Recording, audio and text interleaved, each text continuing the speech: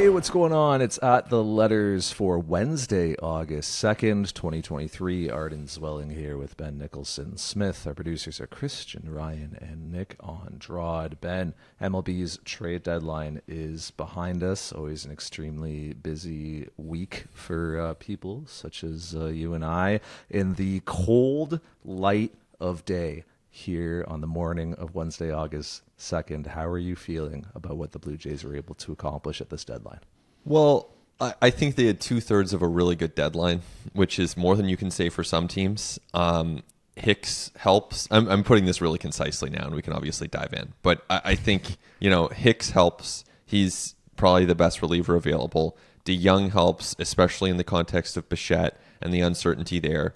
They had room for another bat. We've been talking about it for a long time now. They had interest in some bats. They pursued some bats. Didn't happen. So end of the day, it's a results business for players and also for front offices, and just didn't happen. I still think they're a better team, but there was room to do more. Yeah, you can kind of lump everything together into one big trade with the St. Louis Cardinals, if you're so inclined, right? And even go back to the Genesis Cabrera acquisition and say it's Genesis Cabrera and Jordan Hicks coming in to supplement a bullpen. It's Paul DeJong coming in as a superlative shortstop defender, some middle infield depth, and cash as well to help cover DeJong's salary this year and some future option buyouts in exchange for 4 minor leaguers. And 2 of them, in Sam Robersa and Adam Kloffenstein, are intriguing prospects, and I think guys who will probably be big leaguers at some point, and guys who kind of profile as that up and down optionable back end starter depth. And hey, if things go really, really well, maybe more than that, but that's kind of where they fit. And then you get Sammy Hernandez, a catcher who is very far off, and Matt Swanson, who is a relief pitcher prospect, old for the level. I couldn't tell you that I have a whole ton of intel on either Hernandez or Swanson, to be honest with you. But when you look at that just like in a vacuum as a trade, yeah, I mean, the Blue Jays got better, and they didn't sacrifice a whole ton from their future, and I think you can feel good about that. But then as soon as you pull out from that vacuum to the context of what this roster really needed, how this offense has performed to this point, how the organizational depth is looking, how fortunate the Blue Jays have been on the health front, the opportunity that's in front of them, and the AL East and the American League wildcard race, and just how much they have invested in this season and in winning now, I think it's fair if people think it's a little bit of a disappointing deadline. Oh, yeah, absolutely. And I think that, there was room for more. I think that was apparent for all to see. The Blue Jays themselves, I mean, they were trying to do more. They would have liked to do more. So that tells you that it's not like they were looking at their team and thinking like, oh, time to brush off our hands. Like, our 26-man roster is perfect. We are good to go. They were trying to upgrade it. They had interest in Teoscar Hernandez, who ended up staying put with the Mariners. They talked to the Mets about their outfielders. Obviously, the Mets ended up preferring the offer that the Brewers made for Mark Canha and that the Diamondbacks made for Tommy Pham, and so there didn't end up being traction there. The Blue Jays were in talks for other outfielders, other bats as well. It just didn't happen. There was an appetite to do a little bit more there and augment an offense that has, certainly some struggling players. And I think it should be said, too, that, yes, it would have been great to add more offensively. And I think that we can look at this legitimately as a missed opportunity for the Blue Jays to do a little bit more. At the same time with that, we're looking at an offense that includes some really underperforming guys like Dalton Varsho, like George Springer, who is in the midst of an 0 for 34 that's seen his OPS dip under 700. So regardless of what the Blue Jays did at the trade deadline, they were always going to need their internal guys to step up to another level. And now that becomes the entire focus as they look to improve offensively. It's a bit of a weird market just in general, and you were kind of hearing this in the lead up to it, that like, man, it's weird, and there's not a lot of inventory out there, and I think a lot of people with a lot of teams were hoping that a late seller would emerge, or one of the clubs that has a lot of talent that's underperformed would say, all right, we're going to start moving pieces, and that things would shift. And I just don't know that they ever actually did. And it just ended up being extremely underwhelming on the position player side as well. When you're looking at a market where like the biggest bats that moved are Jamer Candelario and like, I don't know, Carlos Santana. I mean, it's just, these aren't really impactful pieces. Guys having nice seasons, but you look at all the names that we talked about in the lead up to this, Teoscar Hernandez, as you mentioned, Lane Thomas, Tim Anderson. I mean, a bunch of guys who did not move and did not end up being traded. I think that MLB's playoff structure has a lot to do with that. Going into deadline day, there were 21 teams that were either in a postseason spot or within 5 games of one. So you look at that parity, and there aren't a ton of natural, definite sellers in that picture. A lot of teams who felt like they could still they could still make a run, or they could take kind of like the half pregnant approach that you sort of saw with like Seattle or a Boston. You also look at a pretty weak free agent position player class upcoming this winter, and that is connected directly to the quality of the position players who are going to be available on the preceding trade market. That's part of it. So like you said, the Blue Jays were motivated to do more, and they were trying to do more. And like you said, they had dialogue with the Mariners on Teoscar Hernandez and couldn't line up there. They had dialogue with the Mets on a Canna and a Pham. And with the Canna, I just don't think that the Blue Jays and Mets lined up on value. And I think the Mets preferred what they had elsewhere. On Pham, I think the Blue Jays had some questions about how he would fit into their culture and their clubhouse, to be fair. But like, ultimately, and let me know if you disagree with this, I don't think that after the DeYoung acquisition around the middle of the day on Tuesday, that the Blue Jays got particularly close on anything, or that they had like anything on the table towards the deadline as 6 p.m. was nearing, where they're like, are we going to do this? Like, ooh, like this is something that maybe we could extend ourselves for. Like, I just don't think they ever got close on accomplishing that goal of adding an impactful right-handed bat. Yeah, that's my understanding as well, is that the DeYoung deal got done around 11 a.m. Eastern, and it was announced around 2, and really from 2 p.m. until the 6 p.m. deadline, doesn't seem like the Blue Jays got all that close to really making any more moves. It's funny because you look at the landscape overall, and this is the second year of this new playoff system, right, where you have 3 wild cards per league. And so the good news for Major League Baseball is that a lot of teams are in it, or a lot of teams think they're in it, and not that many teams are actually out of it. The bad news is it does, I think, detract to some extent from the trade deadline, because you don't have as many sellers, and so the buyers end up really, all circling around the same few teams. It's like the Mets are fueling the arms race in the AL West now, if Verlander and Scherzer are going elsewhere, and then the Cardinals trading with the AL East, and the Blue Jays and the Orioles who pick up Flaherty as they look to improve. And really, there just weren't that many sellers. So, that's one thing here. But I also think there's an element of, you look around at how these GMs operate, and at a time that the Mariners and Padres are in between, and those are 2 of the GMs that are in AJ Preller and Jerry DiPoto, that are willing to kind of stand out on a limb and really do things differently the most. But those teams were right hovering around 500, so probably not positioned to be as bold as they otherwise might be. And so you end up in a situation where a lot of these GMs are really disciplined, right? Like a lot of these, I didn't see a lot of top 100 prospects changing hands either, with the exception of the guys the Mets got, including Luis Angel Acuna, who's the brother of Ronald Acuna Jr. You're not seeing a lot of top prospects traded. And so I'm not saying you should do that, right? I'm not saying that the Blue Jays should have, gone all out and traded, blown up the farm to acquire one more hitter, because there's a long-term consideration, and you have to hold on to some of your prospects. But when the entire industry seems to take that approach, then you end up with a deadline that's kind of boring. You better be getting some top 100 prospects when you're trading, future Hall of Famers and paying all the freight and guys who are still capable of being dominant aces. I agree with you. And like, we want to talk about what the Blue Jays actually did, but we might as well just stay here right now, because like, in terms of what they didn't do, to me, like the big miss to me was Mark Canha. Like that's the guy who I feel like the Blue Jays should have done more to try to acquire him. It feels similar to like David Robertson at last year's deadline, where I was looking back on what he went for, and I was like, the Jays couldn't beat that, you know.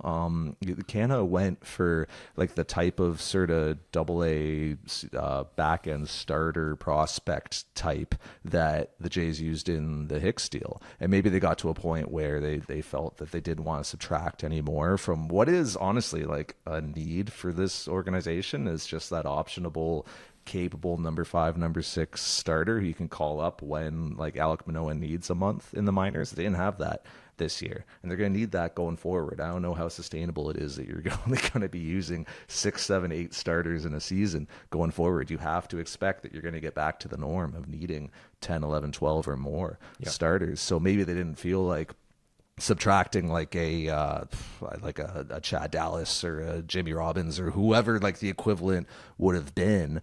But to me, like I think the Canha is the guy who would have been a really good fit for what they needed on the field, good fit for their clubhouse, probably a good fit for accepting that role. And then there's also obviously the Teoscar Hernandez situation. And look, there's a reason why we were all talking about Teoscar Hernandez in the lead up to the deadline. Like there was dialogue there. There were people within the Blue Jays clubhouse who like wanted the Blue Jays to get Teoscar Hernandez, thought it was a very real possibility the Blue Jays could get him.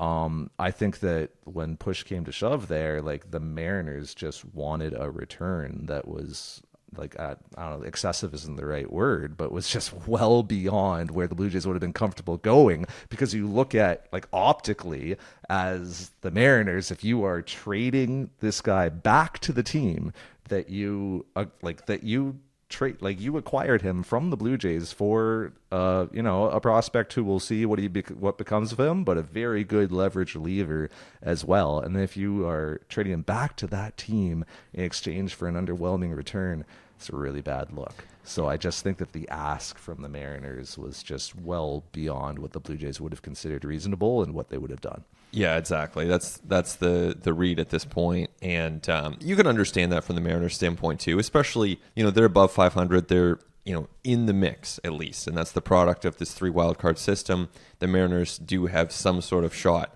to be able to contend, and so if you're going to trade Teoscar Hernandez anywhere, you have to really like the return. Probably a bit of a surtax for the Blue Jays if they were going to be that acquiring team. I agree, Canha would have been a good fit. I think Pham would have been a good fit. I understand, there's the whole thing. He slapped Jock Peterson in the face over fantasy football. Not great, not endorsing that. But at the same time, you need to have hitters on your team that can help. And I thought he could have helped the Blue Jays. And, it's funny, like you look at the prices, I don't think it would have taken Ricky Tiedemann to get Mark Canha, like and this is a credit to the Blue Jays in the sense that when I look at what they gave up to make the additions that they did make, I don't think that those were unreasonable prices that the Blue Jays paid, and especially for Jong, with the Cardinals paying half his freight and trading a relief prospect, which is arguably an oxymoron to begin with, and then you end up with a pretty decent shortstop, which we can get into in a second here. But then for the return on Hicks too, like maybe Robersa and Kloffenstein become Steven Matz and Ross Stripling in 5 years' time or in 3 years' time. And in that case, the Cardinals have absolutely destroyed the Blue Jays in the trade. And the Blue Jays are sitting there from a WAR standpoint, from a years of control standpoint. And the Blue Jays are like, yep, the Cardinals won that trade. And everyone agrees. But at the same time, this is the season in front of you right now. And there's a case to be made for trying to win the year that you're in. And from that standpoint, I really liked that trade for the Blue Jays. They're never going to win it by WAR, but Hicks can end up pitching some crucial innings for this team. And that's more important than the 2027 WAR leaderboard.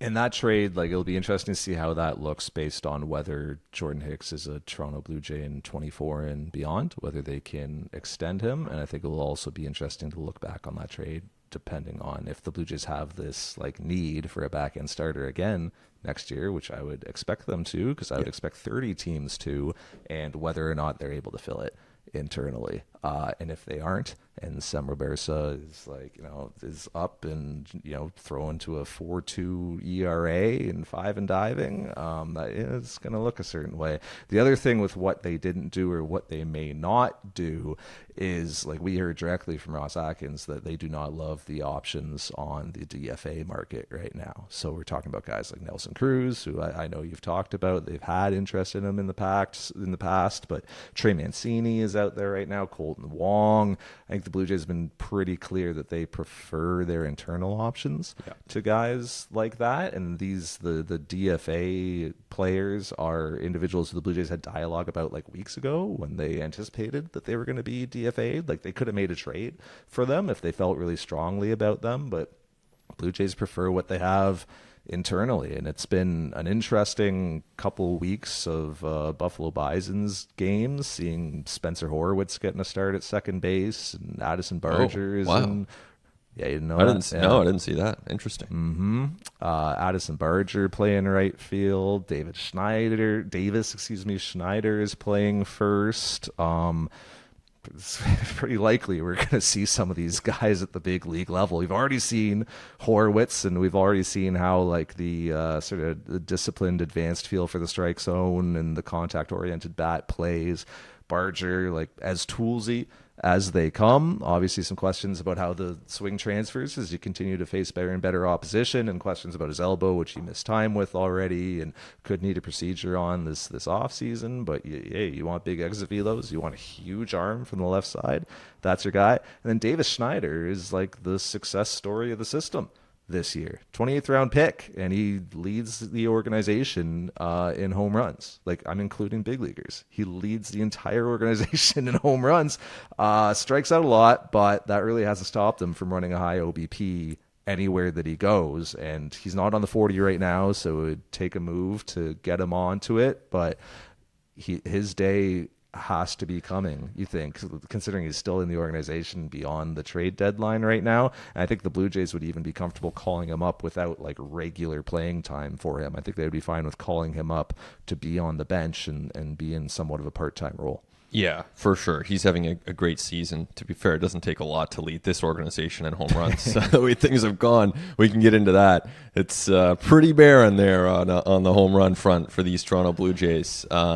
Especially with Bichette on the sidelines, which, again, we'll get into later. But, yeah, I think that, Schneider is someone who should get a shot. And we're getting to a point in the season, right? Okay, so it's August 2nd as we record this. Minor league season ends in, like, less than a month. So, and they have playoffs after that. But you're getting to the point that these guys have had some run developmentally. They've had the chance to get some at-bats. They've shown you something. Schneider's going to have to be out at the 40-man at some point before the Rule 5 deadline anyway. So it's a matter of months. He's going on the 40-man. You might as well use him and see what he can do. And, especially if the Blue Jays get to a point that Bichette is back and playing regularly, or I should say when, because that will happen at some point, then you have Bichette and DeYoung and Whit Merrifield up the middle and Kevin Biggio. So, like, what happens to Santiago Espinal there? Like, that's a whole other question. But he does have an option. So if you just wanted to sell out for offense and bolster your bench, there's a case to be made for adding a Davis Schneider. Again, part-time playing time.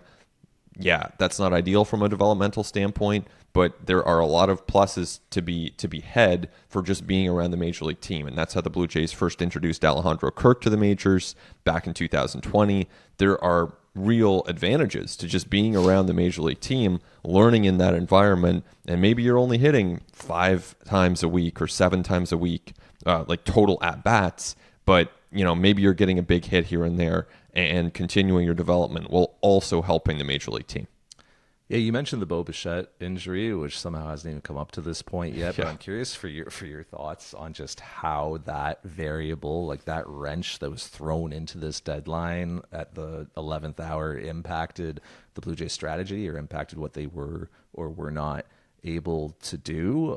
Because look, if I'm the Seattle Mariners and I'm already asking for a really high return for an impactful bat in Teoscar Hernandez, and then I see your most impactful bat go down, my ask, if it doesn't go up, it's certainly not coming down, because I now know that you are even more desperate to add offense and to replace some of that production. But I mean, also, like, internally, depending on the length of absence for Bo Bichette, and like the Blue Jays have been purposefully very vague about it to this point. Now that we're beyond the deadline, I imagine we're going to get some more concrete details. Someone told me on deadline day that it's likely to be weeks for Bo Bichette, but I mean we'll see. But that's what I was hearing, is that's likely to be a matter of weeks. We're recording Wednesday, August 2nd in the morning right now, so by the time you listen to this, you will probably have heard the official missive from the Blue Jays. We don't have that just yet. But like if you're going to be without Bo Bichette for an extended period of time, that's going to dramatically impact your win expectancy internally and how you expect to perform over the remainder of the season. And we know that like strategy at trade deadlines and how teams maneuver is very much influenced by how they project forward and how many wins they expect to have over the remainder of the season. So I'm curious to hear just how you feel the Bo Bichette injury impacted what the Blue Jays did in the last 24, 36 hours. I think there's no doubt it impacted things. It shifted the tone. It shifted the messaging, to the public. I'm sure it shifted the messaging to teams behind the scenes. Now, it's kind of funny because the end result might have still been the same regardless. Like Jong was someone who I'm sure they had interest in before Bo Bichette went down. He's a good player. He was going to be available. The Cardinals were selling. The Blue Jays, and Ross Atkins said this before Bo Bichette went down on Monday night, but the Blue Jays had more expansive discussions with the St. Louis Cardinals about other players. So presumably Jong would have been in that mix, perhaps a Tyler O'Neill, perhaps a Tommy Edman. That's speculation, but those discussions would have been taking place. And there weren't a lot of bats out there, legitimately. I mean, this was a market that really did not have a lot. So maybe even if Bichette stays healthy, they end up with Jong and they end up with Hicks, and that's their deadline. But I think it still impacted how they went about things. As you said, with the messaging, they were very cautious, as far as what went out there publicly. As you're kind of outlining right there, there's a very good chance that Bo Bichette will end up on the injured list. Obviously, that didn't happen before the trade deadline itself, and that's fine. They can backdate it a few days if they need to. But I think even behind the scenes, right, you think about, okay, Bichette goes down. This is the night before the trade deadline. You need to get imaging done on his knee. So that's members of the front office, members of the coaching staff involved in that process. They're not just sitting there, looking at roster resource and trying to figure out who the next trade acquisition can be. They're like making sure that Bo Bichette has an MRI appointment, making sure that information is trickling to the people who need to know it and only to those people. So it's just, if nothing else, it's like, that's going to impact Ross Atkins' day. Yeah, absolutely. And this is going to impact like what the Blue Jays can do for the rest of the year, because look, like you're at that weird time in a season where it's like, do we do what's absolutely best for this injury to get someone back to 100%? Or do we look at the reality of we got 55 games left or whatever it is? Can we get this guy back to like 70% because he's really important, and get him out there and give him DH days and like get him playing because he's massively impactful on our lineup? Like, we're there. We've seen it in recent years with George Springer. The guy played with like a friggin' bionic arm last year. Have you ever seen a brace like what George Springer was wearing? Because he needed a procedure. He needed to get the like chunks of bone that were rattling around in his elbow out of there. So like that would also impact your win expectancy if you're saying, yeah, okay, we're going to get Bo Bichette back in like 3 weeks, but it's going to be like 70% Bo Bichette, and he's going to be compromised, and he's not going to be able to like play at shortstop every day. He's going to be DHing, which is going to impact our lineup construction and have a trickle down effect on other players. And we're going to have Paul DeJong in there every day, who is a fantastic defensive shortstop, but I probably don't need to tell anyone, like, it's not exactly been an offensive threat for the last couple of years. And I think that, like, as you aptly raised earlier in the podcast, the price the Blue Jays paid for Paul DeJong, like the acquisition cost, tells you a lot about where he's at right now. So that would impact things as well. Like, it's just, it's such a massive variable, and it's something we've almost taken for granted over the last 3 years, is that Bo Bichette will just be in there every single day, because he has been third in games played since 2021, second in defensive innings at shortstop since 2021. This guy has played a ton. He's produced 13 wins above replacement since 2021. That is up there with the Turners and the Swansons and the Bogarts. I mean, this is a really, really big piece, a really productive player for a lineup that has been shy on guys producing to the level that Bo Bichette has. It puts even more pressure on a Vladimir Guerrero Jr. and a George Springer and Alejandro Kirk to raise their level of production, because if they don't, and you remove Bo Bichette from this lineup, you're going to need to really hope that pitching and defense wins championships. Yeah, Bo is just such an important player to this team. And, you think about the production, and it's there's such a good hitter, and really has become a better defender too. So, we've talked about Bo all season, his entire career. He's a great player. He's central to everything the Blue Jays are trying to do. And part of what makes him great is he really, really likes being on the field. And so you kind of raise an interesting point there. So we haven't heard from Bo Bichette. He hasn't spoken publicly since leaving the field on Monday. I assume we'll hear from him pretty soon. But he is someone who really prides himself on taking the field. And so, your point is an interesting one, where it's like he's going to be pushing to get back probably sooner than he should. And so it's going to be on the Blue Jays to keep his best interests and keep the team's best interests in mind, and make sure that he doesn't come back after, I'm just throwing numbers out here, this is speculative, but he doesn't come back after 10 days when he needs 20. Because if he needs 3 weeks, he's going to be trying to come back after 10 days. And that's not good for anybody. It's better to have Paul DeJong. This is why you got Paul DeJong. And, he's not a great offensive player, but he still has 13 home runs. That's kind of the same as Matt Chapman and George Springer and some of these guys who are supposed to be mashers on the Blue Jays. And Paul DeJong is out there with 97th percentile outs above average at shortstop. So you say he's not a great offensive player, and I agree with you, but neither are a lot of the players in this Blue Jays team. So he kind of he could hit fourth, I'm not saying he will, he'll hit eighth, but he's not a zero. You got problems if Paul DeJong's hitting fourth, Ben. The Jays have problems. It's so, the context of DeJong's career, it's been so wild. Last year, he was demoted to AAA, and it wasn't just a 2-week get right thing. He went down for several months. It got to that point. The fact that the Cardinals got him back to the point where he had trade value is surprising if you had looked at where his career was at this time last year. Even entering spring training, there was question as to whether he was going to be on the Cardinals roster. It's a credit to him that he's gotten his offense back to a place where he is a little bit below a league average hitter. And yes, he's had success against lefties this year in a very small sample. We'll see how that plays out over a bit more runway. And look, the defense is the calling card. It's very Matt Chapman-esque in how reliable it is, just how steady of a defender he is, how he makes really tough plays look a lot easier than they are.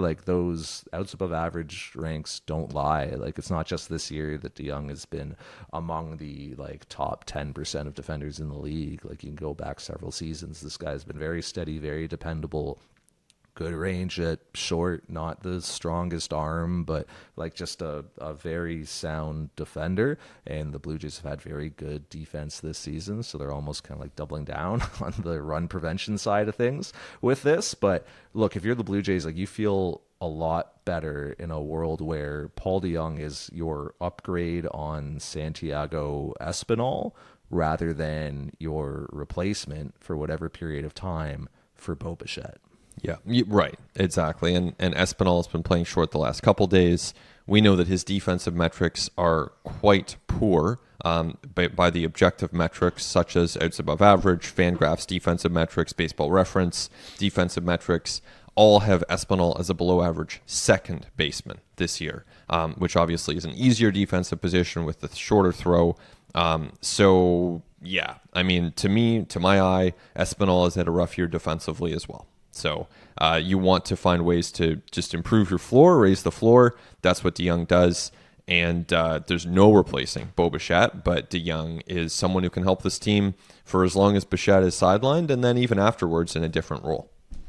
Just to tie a bow on this before we step away, the Blue Jays have gotten to the point right now where they're 10 games over 500 and they're at, second or third in the wild card race with pitching and defense. Yep. Like their offense just has not, despite good hard hit rates and really good discipline at the plate, and the walk and strikeout numbers are encouraging, like all that stuff, like that just hasn't converted into runs for one reason or another. And we're getting to the point in the season where there's just so little time remaining. Like you can't expect that the runners in scoring position production is just going to be like a tidal wave and it's all going to come back at once. They may just not have enough time for that to truly normalize. It may just be this weird season with runners in scoring position for whatever reason. We're all going to write pieces about that later this year, depending on how this all plays out. But it's been pitching and defense that has gotten them to this point. It's been run prevention. So the Blue Jays are going to need to maintain that over the remainder of the season, and then look internally for like players like Alejandro Kirk, George Springer, Vladimir Guerrero Jr., who have clearly, Dalton Varsho, way more upside and way more potential to perform better, to really perform better, and to really perform to their potential. Otherwise, you're going to need like Davis Schneider to show up and rake, Barger, Horowitz, whatever. Like this is the team. Like this is the organization. This is who you have now. So you're going to need that pitching, that defense, that health to continue. And then you're going to need like much better production internally on the offensive side for things to go well here, which is a totally possible outcome, which is totally on the table here. But like that's what's going to need to happen. And this deadline, if anything, just bolstered strengths of the Blue Jays that already existed. Yeah. Already had a strong bullpen, already good pitching, already good defense. They have just reinforced those and did not add to what has been the weakness of this team, and we're not able to address that. That's a good point. Yeah. So if anything, we might expect more of these low-scoring games for the Blue Jays, where their pitching really does the job. The Jays' pitching, by the way, number 1 in the American League in ERA, number 2 in baseball. So they've been really, really good. Like that's obviously that's elite. There are 30 teams, some really good teams. The Blue Jays are second in all of baseball. But yeah, they didn't help their offense. So that's going to have to come internally. I think just zooming out even further, I think this is a good team. I still think that they missed some opportunities against Baltimore in the first couple games. They absolutely can't lose the next 2 against the Orioles if they want to have any chance at the division. But the Jays are a good team. I don't see a whole lot of teams in the American League that are notably better than the Blue Jays. Houston and Texas certainly on that list, Baltimore on that list, but the Jays are a good team, and they had a chance to be a little bit better, but they're still a good team as they move ahead here.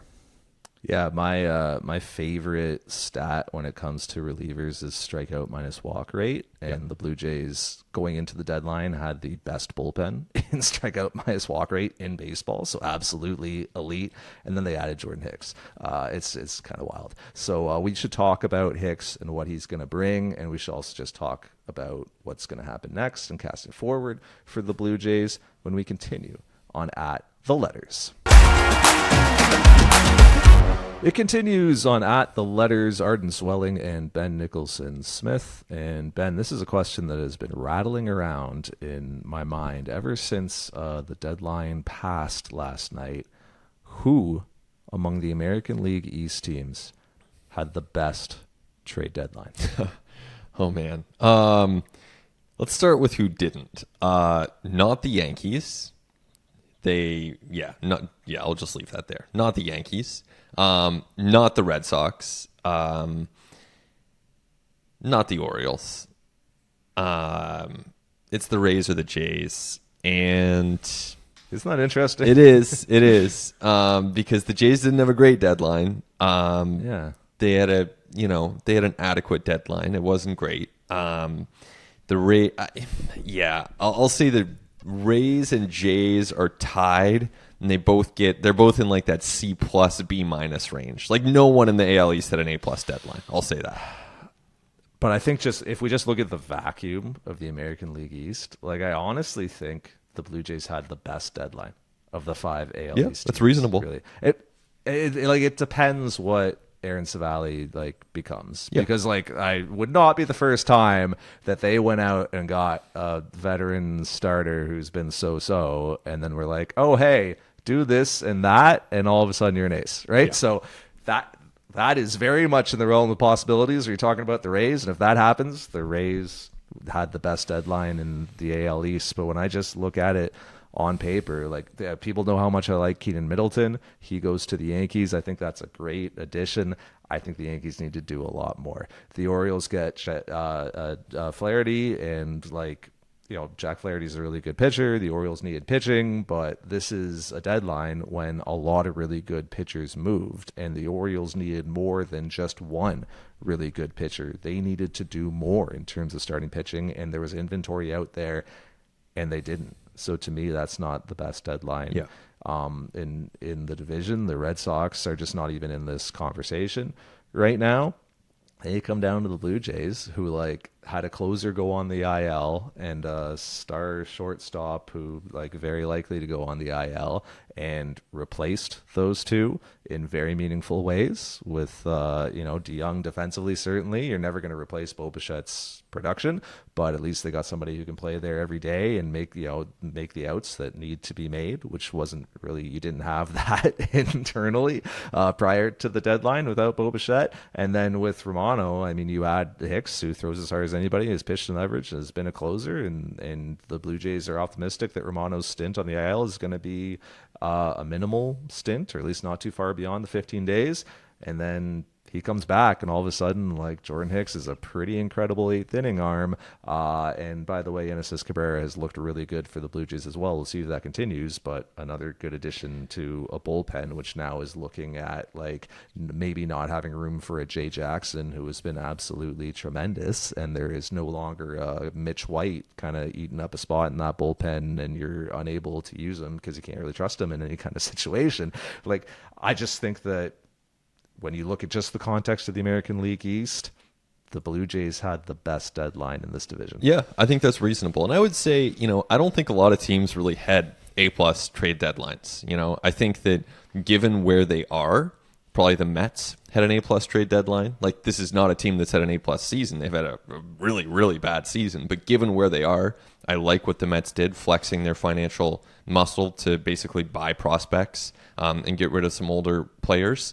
I think that, giving it a little bit of thought as we're talking here, I would put the Blue Jays in a B-. I don't think it was it's a passing grade. I think they helped their team. I don't think they went above and beyond and totally revamped things and, had this amazing trade deadline. But I think it was a solid trade deadline. And I think that you're right to say that this is probably the best one in the division. And it's just kind of weird, right? Because all these teams are pretty good to begin with. And they're trying to balance the long term and the short term. So they don't want to go and push everything in. There wasn't a ton out there to acquire. So that's going to impact what everyone does. And so you end up in a situation where it was really competitive to begin with. And no team pushed themselves head and shoulders above the others with this deadline. And no team took a huge step back either. There was speculation even within the industry that the Red Sox could do something like trading away a James Paxton. And they did not do that.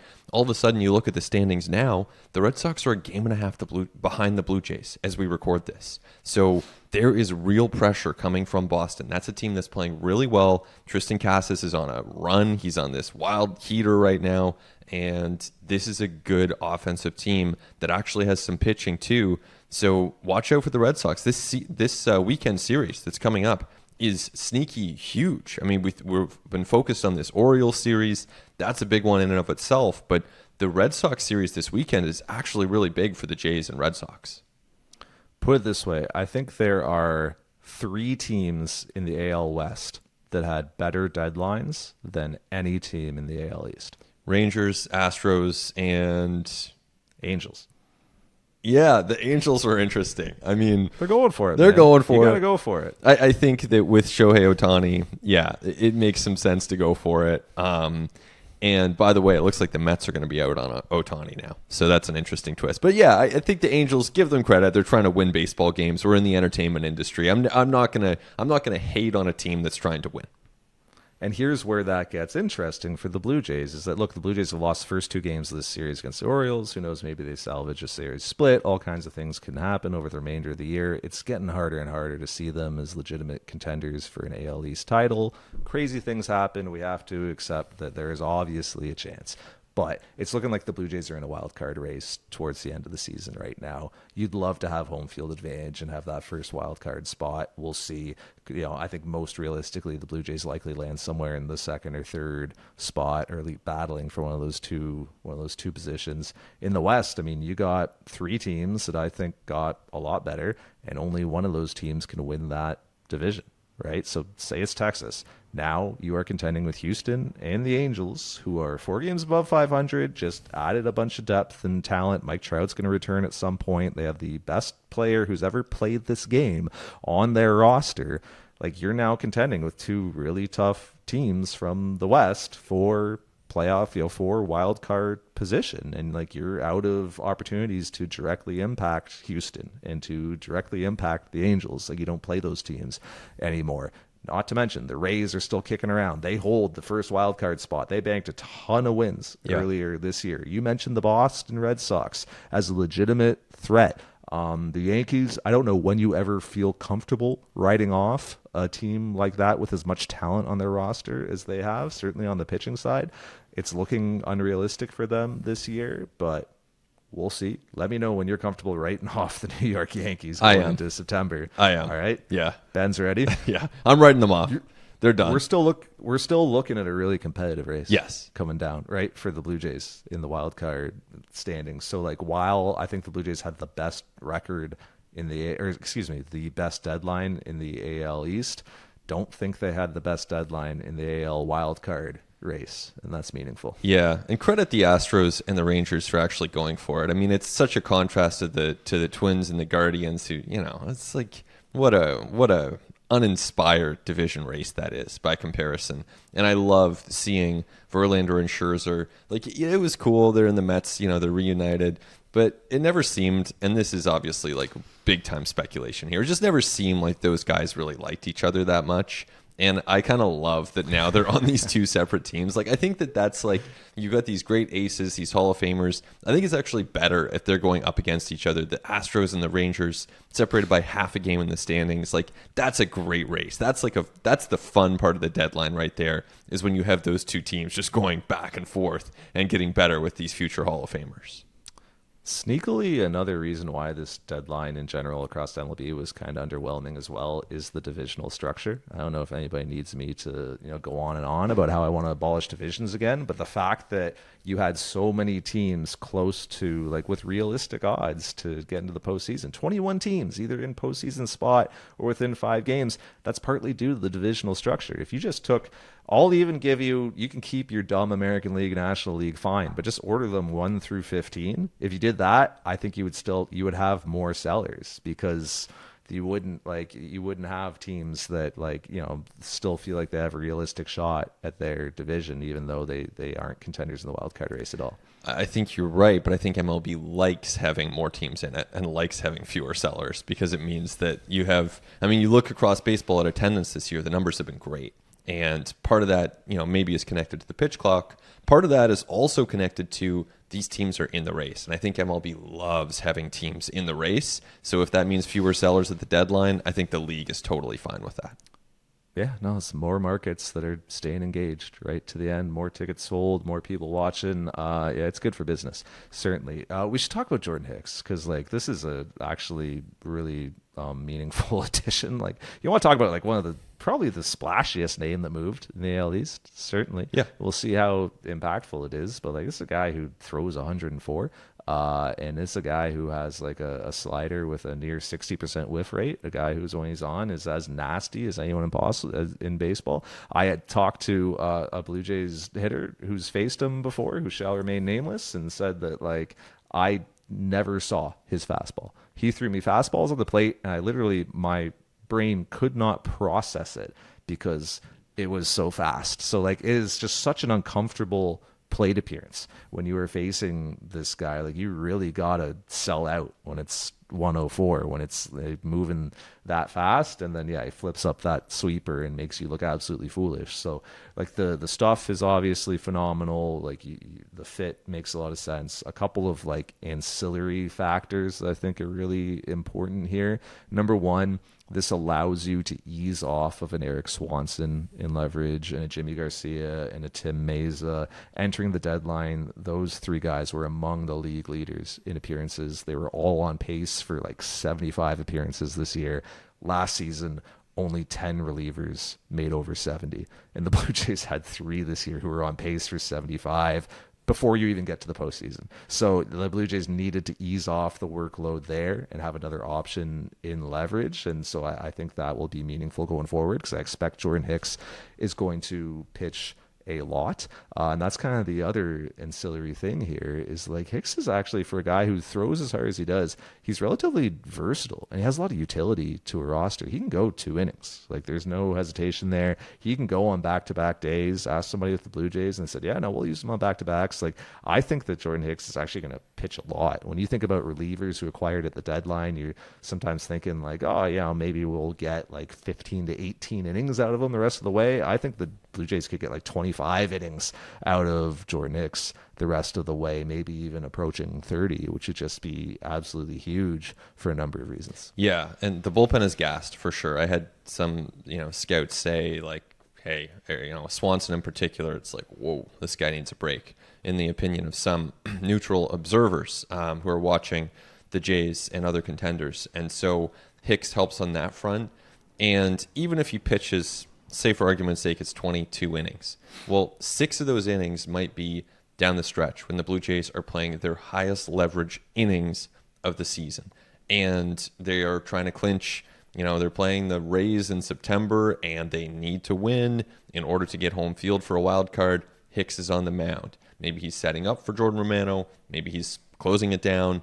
He can be one of those guys who's getting those outs with that big fastball. So I think that's huge. And then remember too, like it's not just, and I know obviously you and I have talked about this a lot, but to anyone listening, it's not just about getting back to the playoffs, because that should be the starting point. This is a team that's spending at record levels. They have a strong core in place.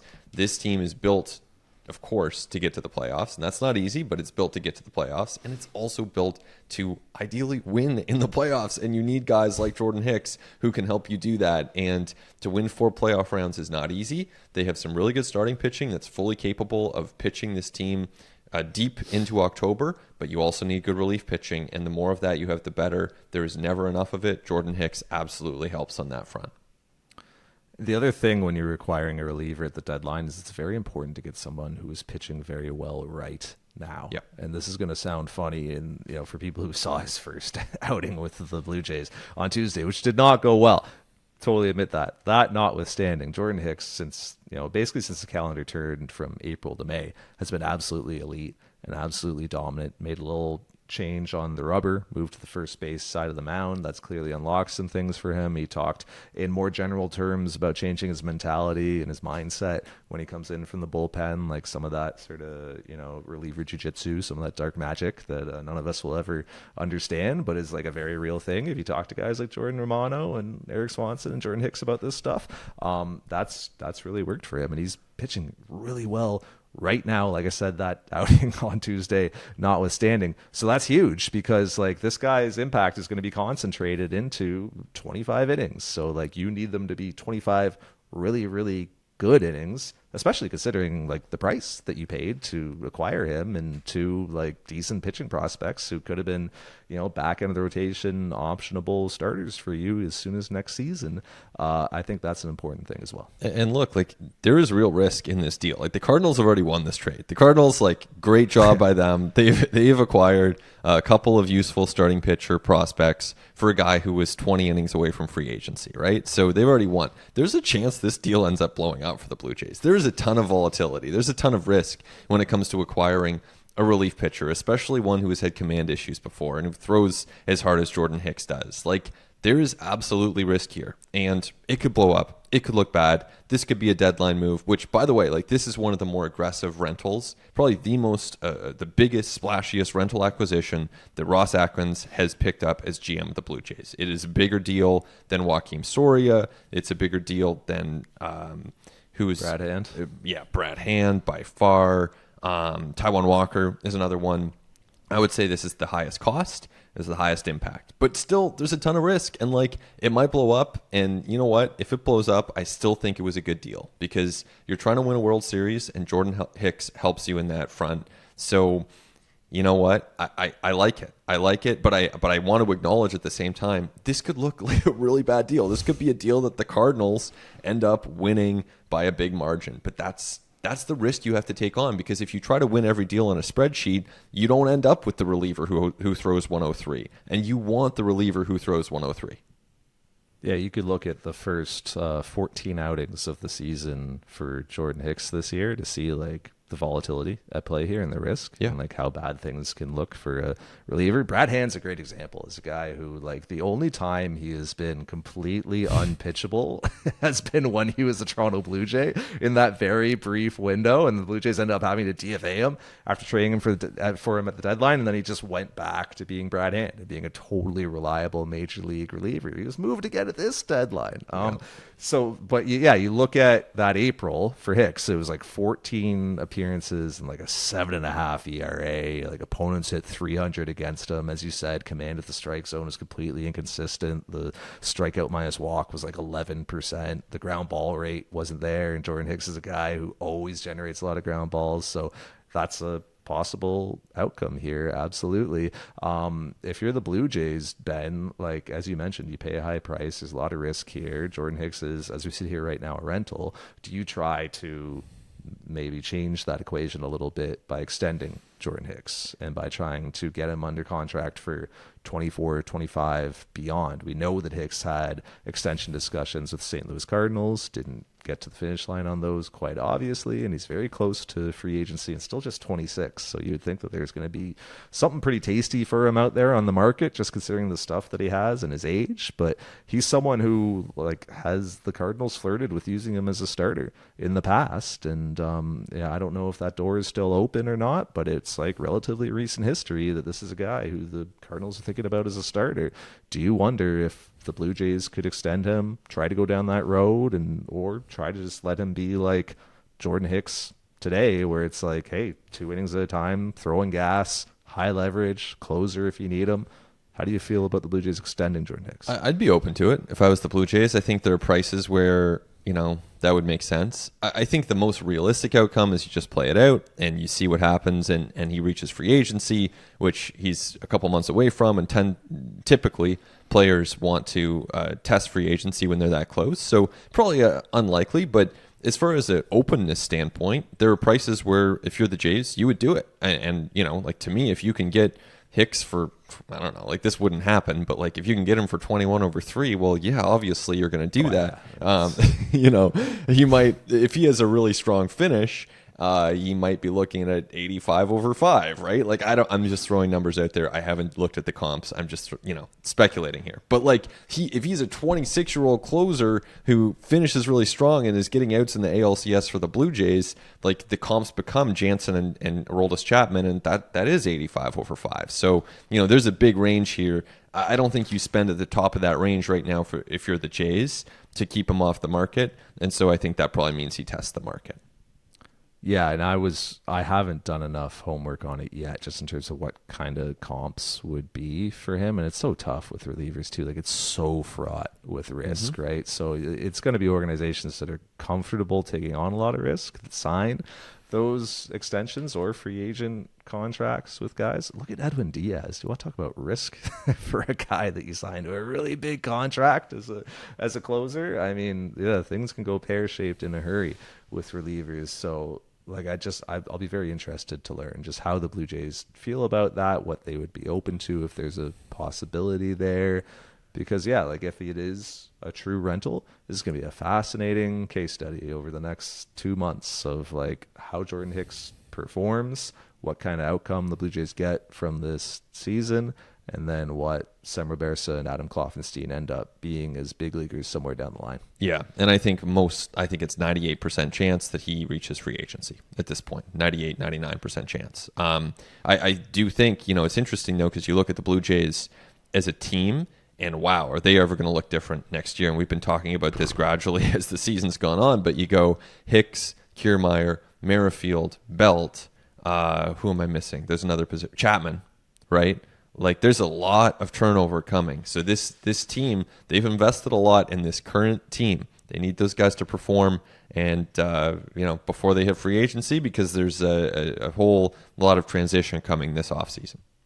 And I would say the Paul DeJong's option, pretty unlikely to be picked Agreed. up as well. At $12.5 million right now. Blue Jays already got the buyout covered by the Cardinals. So I don't know, look, crazy things happen, but you could add him to that list that you just cited of players that you're going to see playing for the Toronto Blue Jays over the next 2 months who are unlikely to be on this roster in 2024. And the Blue Jays did not acquire, and nobody in baseball did, but the Blue Jays did not acquire like that controllable position player piece who's going to fill some of that gap in 24. Like, that did not happen at the trade deadline here, and it is not a particularly inspiring free agent market for position players upcoming. So we can almost just sit here right now and forecast there are going to be some very interesting offseason trades to come. We don't want to get ahead of ourselves. Still 2 months of games to play and maybe a postseason run. Who knows? Maybe it's a World Series team. We don't know. Like, there's a lot, you want to stay in the moment and you want to stay with what's happening right now. But when we do look ahead to like December, January, as the Blue Jays are trying to build a roster for 2024, like, I think this is a club that's going to have to make some trades this winter in order to augment and to put some production around the guys who are returning in Vladimir Guerrero Jr. and a Bo Bichette and a Danny Jansen, et cetera. Exactly. And I think, too, like, you want to have some of those internal guys step up, whether it's Addison Barger or Davis Schneider, whether it's eventually an Orelvis Martinez, Spencer Horwitz. You want those guys to contribute in 2024. There probably will be a lot of opportunity for some of those guys next year, and maybe even this year. So who knows? Maybe one or two of those guys gets an actual shot in the course of the next 8 weeks here and can make an early impression and most importantly, help this team win some games down the stretch.